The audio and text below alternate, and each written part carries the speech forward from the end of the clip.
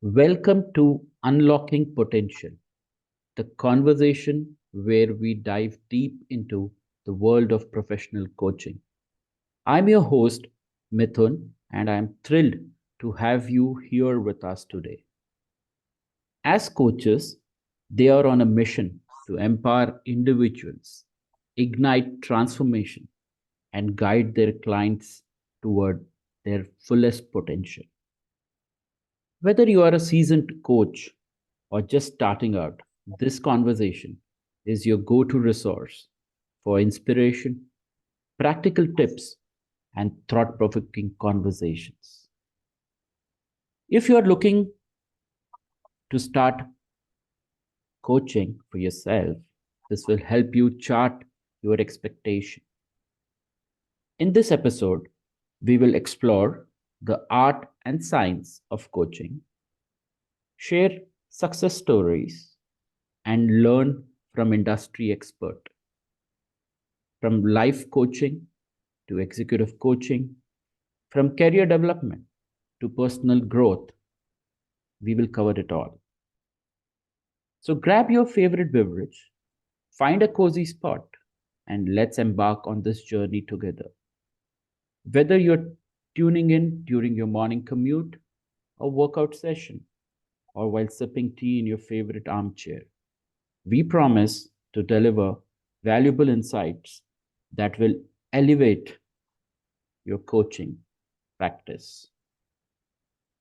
Remember, coaching isn't about just strategies, it's about heart, conversations, connection, and making a lasting impact. So let's dive in. Today, we unlock the potential with our guest, Mr. Shankar Nabar, sharing his insights and demystifying the profession. He has 10 years of diverse HR experience with world class IT organizations and also into BPO sector. He has a rich education background from a B school and has been into services for 14 years. He's dwelled into transition coaching, learning, and leadership development, change management, and as a HR generalist, he has been through the life cycle of human resources. Presently, Shankar is the CEO at StartWorks Leader, which is into on demand career transition coaching. He has rich 127 hours of coaching experience. Welcome, Shankar, to Unmyth with Mithun. Hi, Mithun. It's such a pleasure to be here, and I feel fortunate that you have given me this opportunity to express my views, thoughts, experience, and the whole gamut of what all I do, and which is quite a bit. Yep, thanks, It's Shankar. a big mouthful, considering, yeah. Uh, Yes, please go on. yeah, Shankar, it's been a great journey for you, and I've always had this intriguing question: what inspired you to become a leadership and a career coach? That's a very interesting question, Mithun, and it goes back to my early childhood. Grew up in a place which was a premier training institution, and I have seen people getting trained in various ways extensively.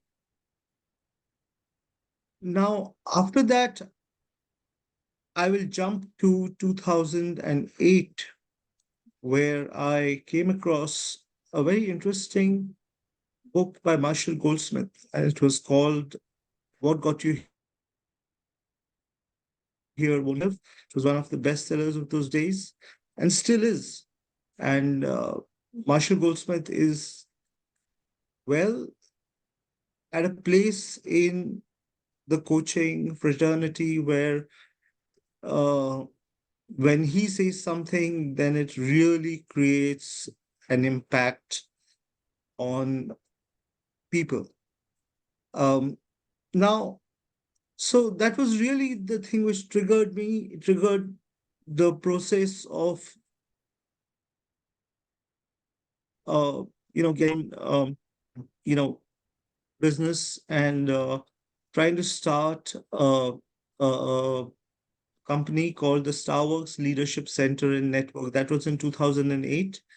And one of the things that we had thought of, in addition to leadership development programs, etc., was to start a center and to also do a lot of coaching work. At that time, coaching was not so well known. I mean, Yeah, I guess was still a budding industry.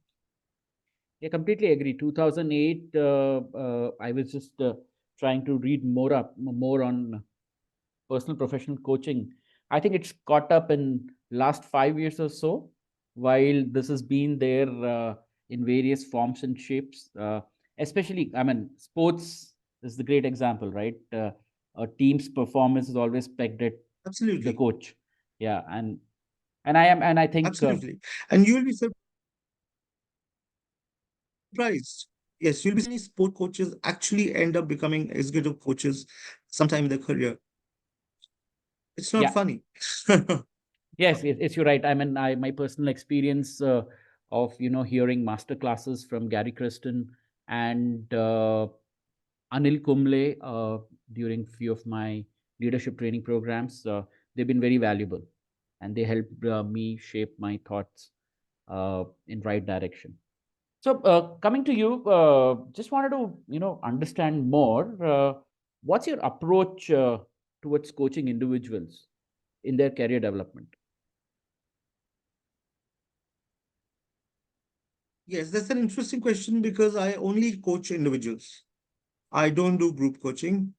Apart from that, the idea is to create transformation, you know, and make their lives more meaningful, give them more opportunities, tell them about opportunities, and at a point, make them self-dependent, on how to grow, how to develop, how to find new opportunities, how to maximize their own potential. So typically that kind of sums it all, and that really is the topic of today's discussion about maximizing potential. So in addition to that, I also on the organizational aspect of where people work, that is the context in which they operate. So adaptability, agility, resilience. I try to build all these things into the program so that they are more successful in both life and at work.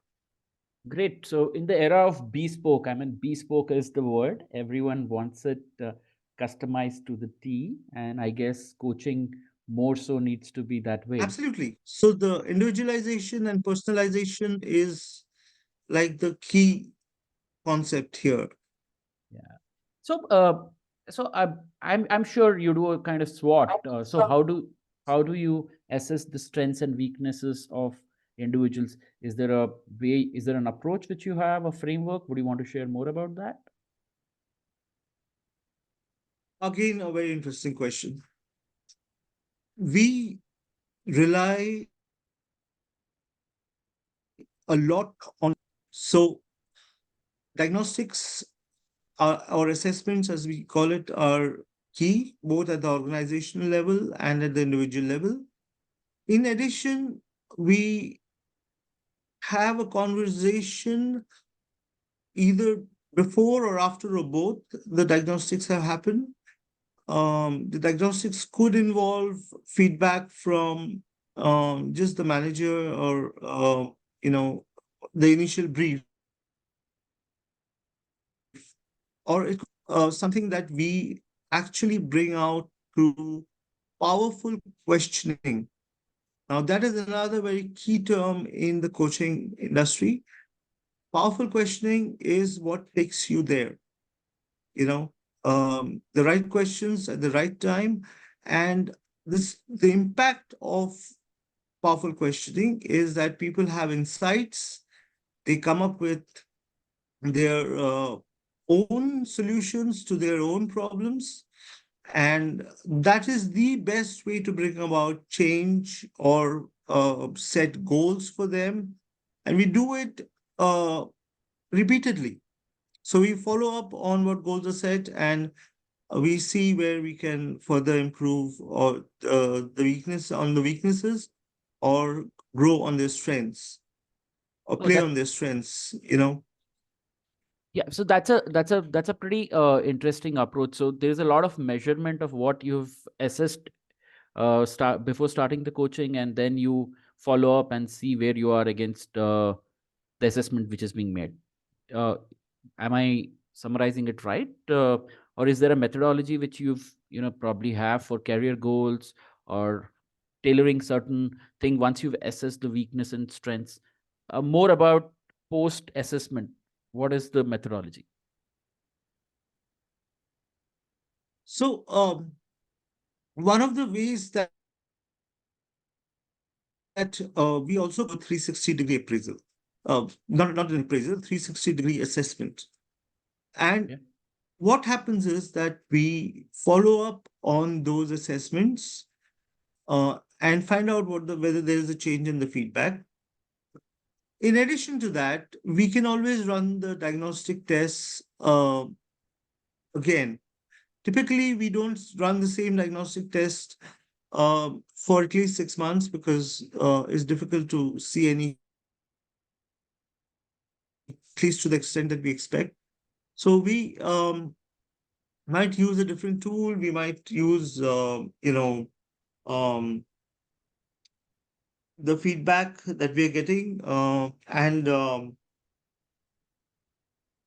right. So and see that the change that we have intended to bring, whether and a lot of times we get the feedback from the client itself, saying that, look, this was my weakness, but today I'm doing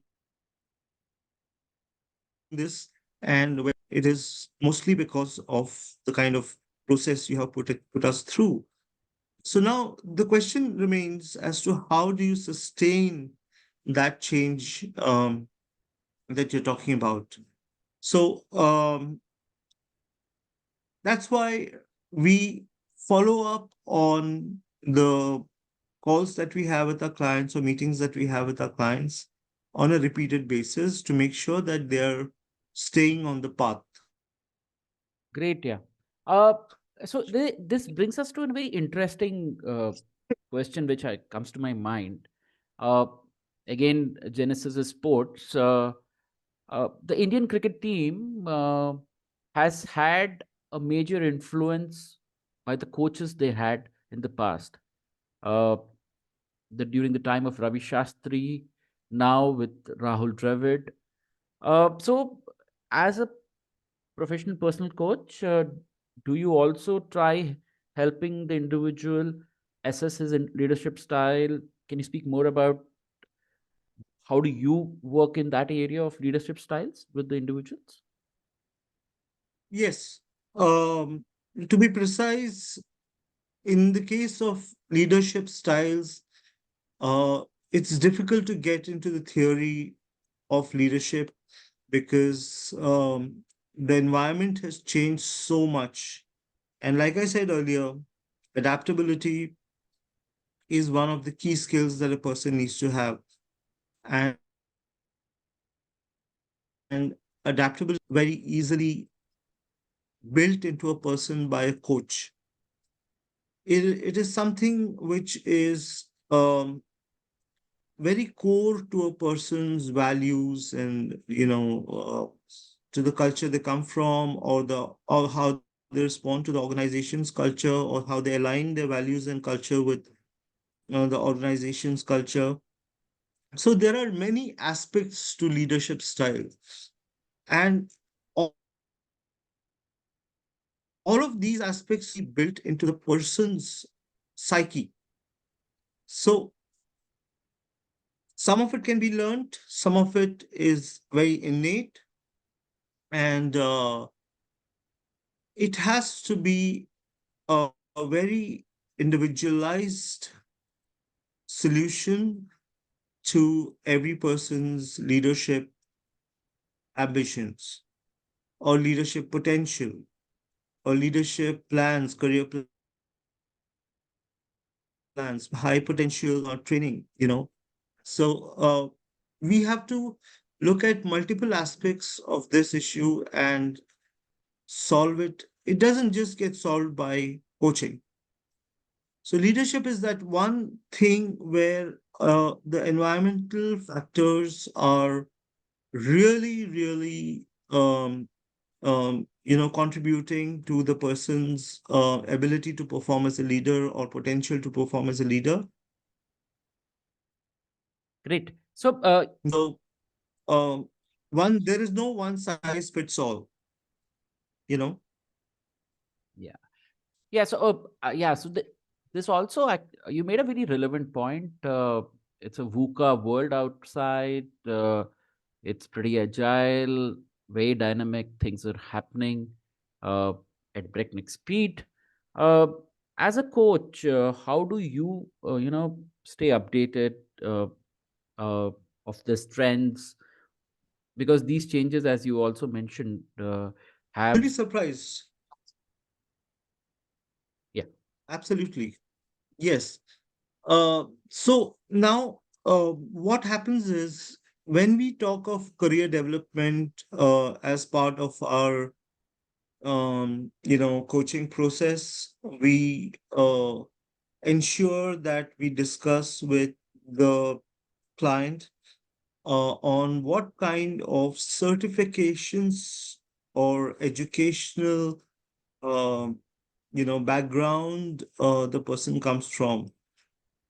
So, and we really suggest that they get themselves on a career path where they have the opportunity to do a lot of career development activities. And today, in the world of automatic,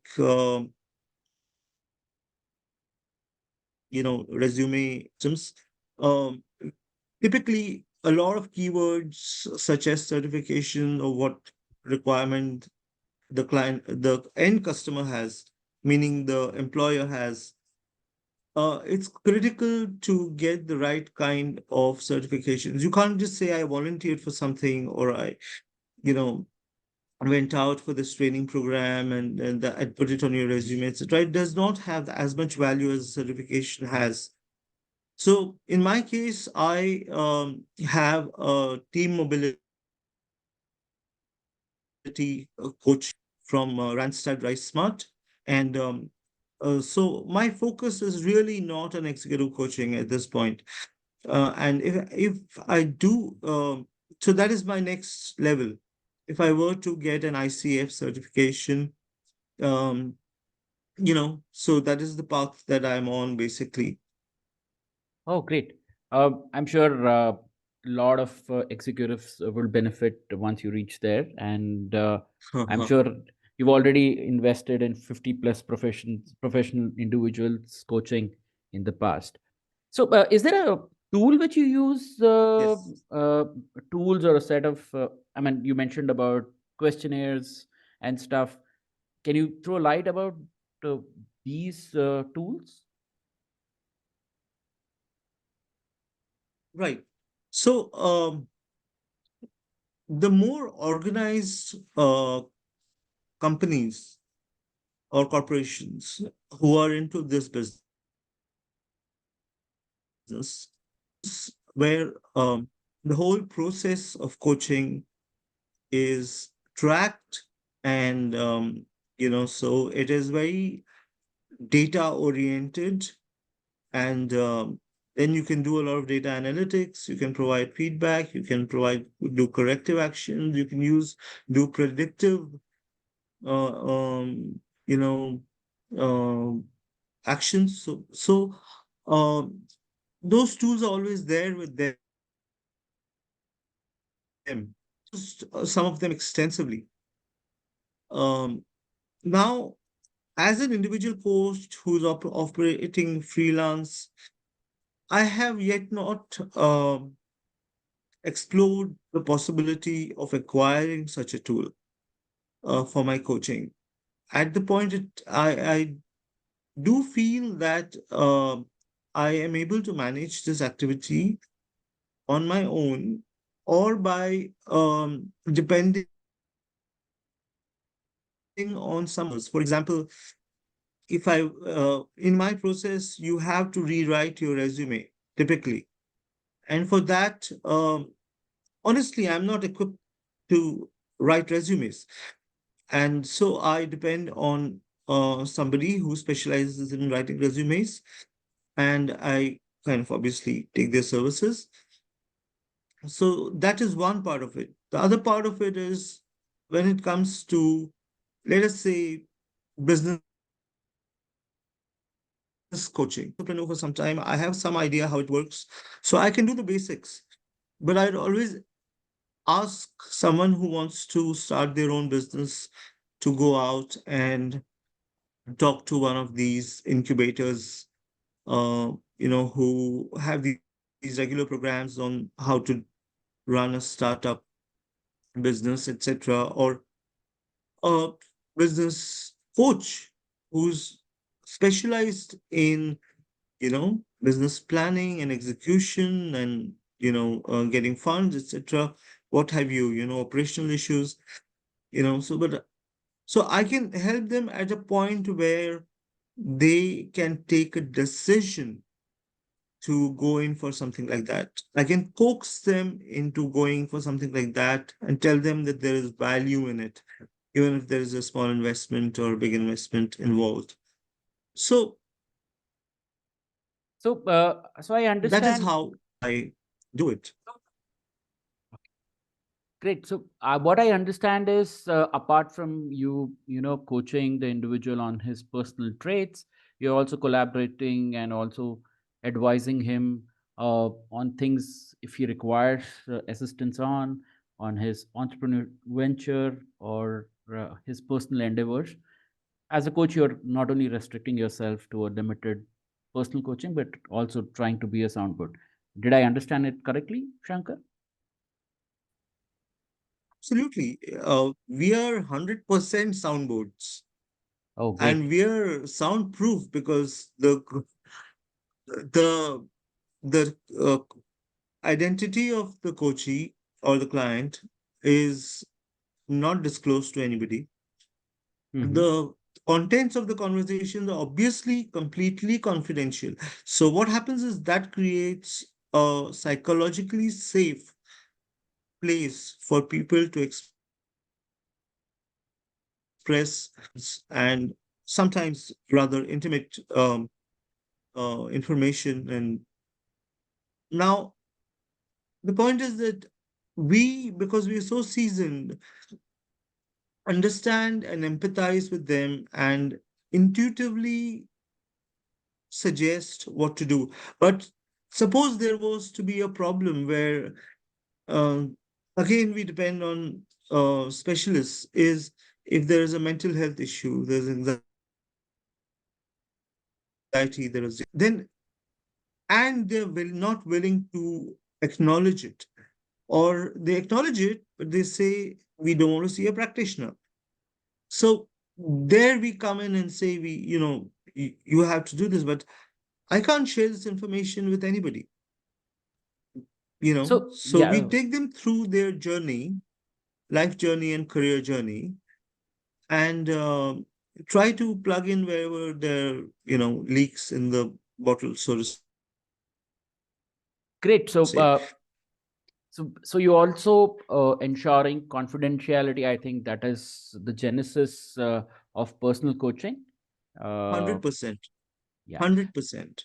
Yeah. So now I have this question which I remember you mentioning at the start of the conversation, that you've in the early childhood have been exposed to a structured training program. You were staying in a government entity where your father was working. So I had this interesting question which I wanted to understand. What do you think about personal professional coaches, adding value to people who are in public policy, people who are in government services? Do you think this is relevant for them because they might have some resistance to coaching? They are in position of power. Your thoughts, Shankar? Uh, Actually, you asked me two questions. The first one, of course, I will. Now, the second question is people who have reluctance to coaching, you can't do anything about it because if they won't come into a conversation, there is no way that I can even try and convince them that there is value in it. Okay. Now, the reasons for that typically is that they might feel that we don't need this. Or a lot of times it happens, they come in for the conversations and they might feel that, okay, I have learned enough. I don't need to learn more. Okay. Or I don't want to spend more money on this. Even when it's free, I do free coaching right now I'm doing it for women uh, for in celebration of Women's Day. I'm running a few free coaching sessions, and now um, it's very interesting to find out why they have dropped out also, or why they're not interested. Because you know everyone has their own reason, and really it's difficult to collect data on that if they are incommunicado. Yeah, Coming I back now to your first question. yeah. Yes, I grew up in a place called the National Police Academy, which is the premier training institutions for police officers who then become IPS officers. They really are, in a sense, or at least were, because at a point there was like uh, the cream de la cream of the country, who used to write the UPSC examination. And but I spent 20 years in that place, and I used to get to attend a lot of programs which were also extended to the family. So, um, the early learnings on were massive. I mean, my respect for training and the regard for training grew as I, you know, um, became older. Coming to what kind of coaching can be done for all the other sectors, I tell you that there is a huge market out there. I mean, there has huge potential. The social sector, the government, what have you know, um, they have probably not been exposed to it so much. There are not so many coaches who want to do it. Sometimes they don't have funds. So, you know, uh, and the future is very bright for it because whether you like it or not, you're going to have to start using it. And what all you can use for it, you can find on my LinkedIn profile. Sometimes I talk about these things, what the thought leadership on this says. And you're most welcome to, you know, come there and check it out. Yeah, you've been a great endorser of coaching, and of course your LinkedIn profile, Shankar Nabar, is the thesaurus of your opinions and your insights on coaching. And I'm sure our listeners will like to take snippets from there uh, in their careers as well. Shankar, as we come towards the end of this conversation, I have one question more so on coaching. How do you integrate this into, personal value system of the individuals, the professional coaching? That's my first question, and I also wanted to understand: is there a process which you also include in your coaching to, build more work-life balances in individuals, and how does that play out as a part of the coaching framework? Okay. So I'll answer the second question first again. Yeah. Um, what was that again? Please, this the second question. So, Could you repeat the personal, question? yeah, personal work-life balance. How do you bring in that aspect in your coaching with your Okay, I mentees? got that. And yeah, I got that. I got that.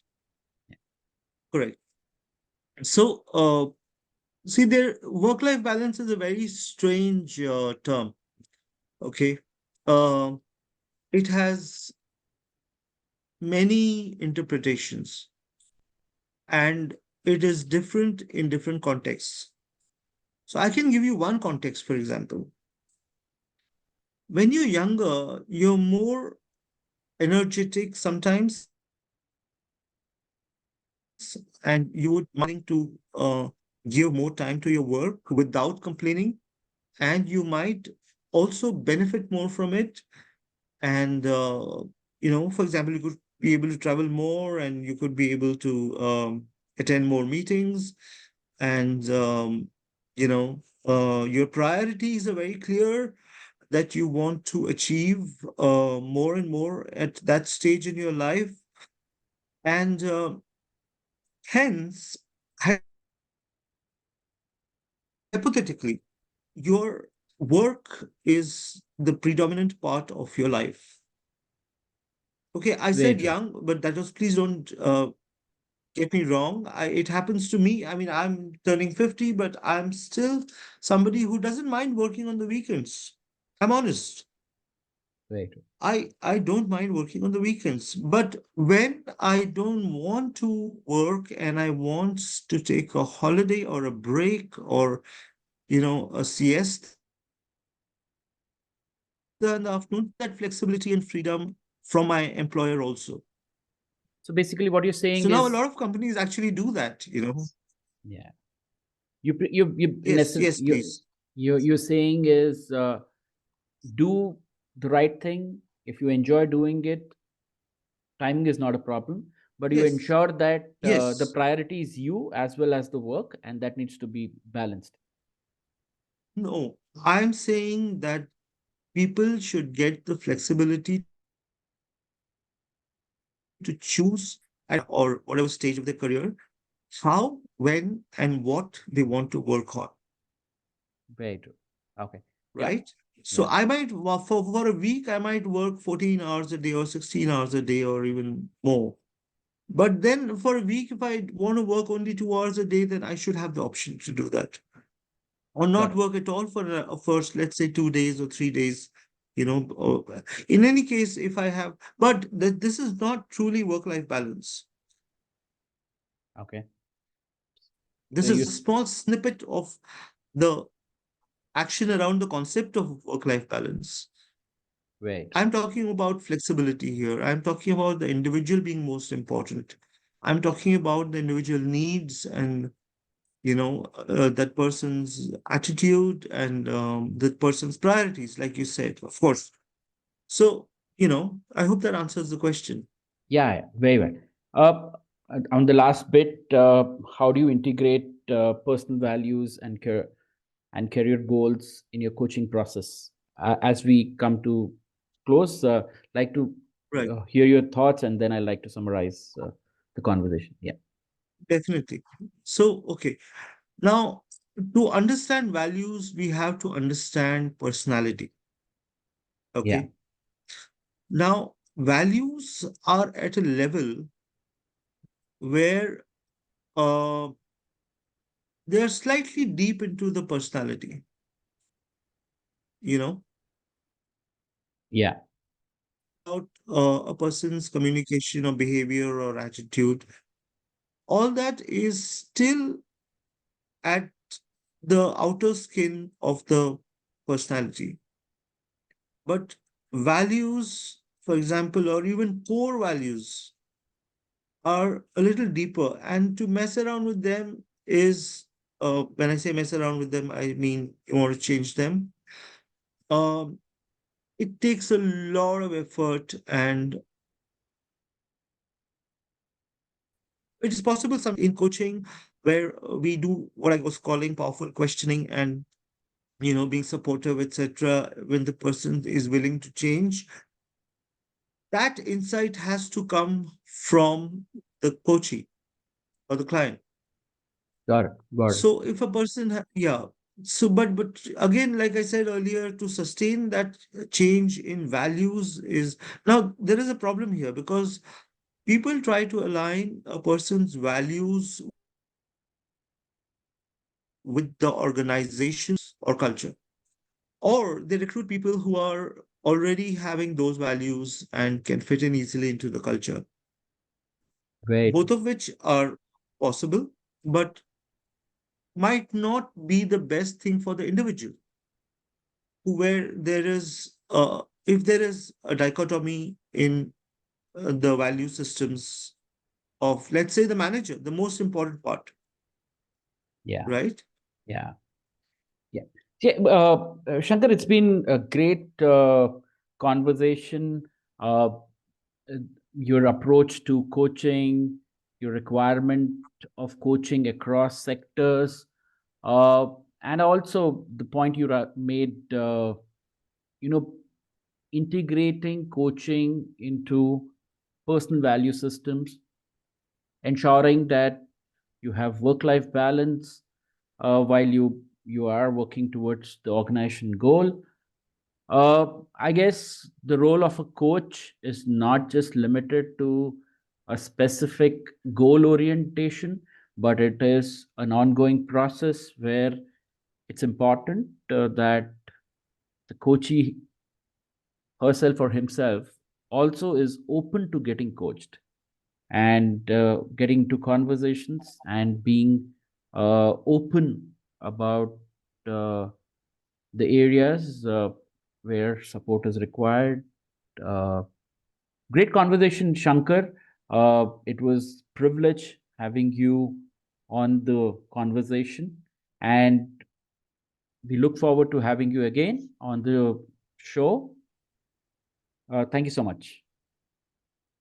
Most definitely, Mithun, you have been a great host, and I really enjoyed today's session. And I look forward to meeting with you again. Yeah. Thank you for joining on this Thank you. conversation of unlocking potential. If you've enjoyed today's conversation, like and share with your friends, family, and colleagues. Till we meet again on Unmyth with Mithun, signing off for a great session and episodes to come again. Thank you.